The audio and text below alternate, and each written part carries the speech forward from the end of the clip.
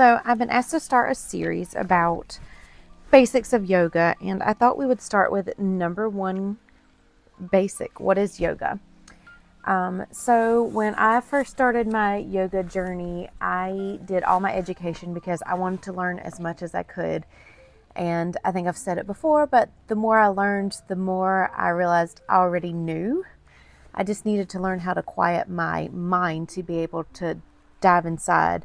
You're an amalgam of everything that's ever been. You're full of knowledge. We just got to quiet the static to be able to dip and reach inside that knowledge. To me, that's yoga.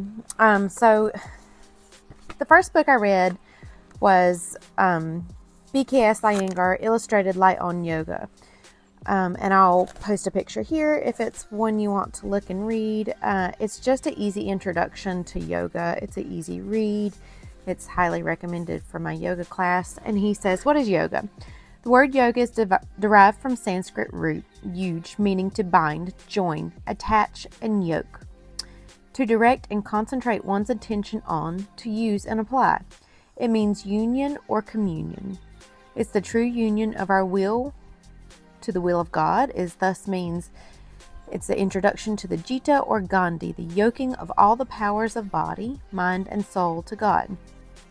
It means the disciplining of intellect, the mind's emotions, the will, which that yoga presupposes. It means a poise of the soul, which enables one to look at life in all of its aspects evenly. Simply put,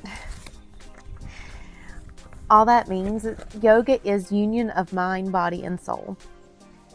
So we live in a lot of disconnect. We have people walking around with all kinds of diseases that they're not aware of because we have a hard time communicating or reading our own body. We've lost connection to ourself, to our soul, to our mind, to our body. And yoga is just connection of all those, mind, body, and soul. Yoga is not a religious practice. Yoga is a spiritual practice. In fact, many and all religions work with yoga, depending on who you talk to, but it's true. If you read the Yoga Sutras, it's not a religious practice. It did originate in another country, but it's not a religious practice.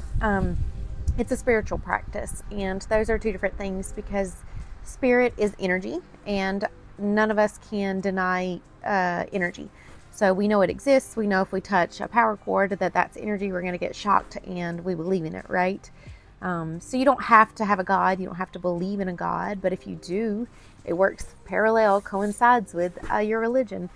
And yoga to me is helping align those energies.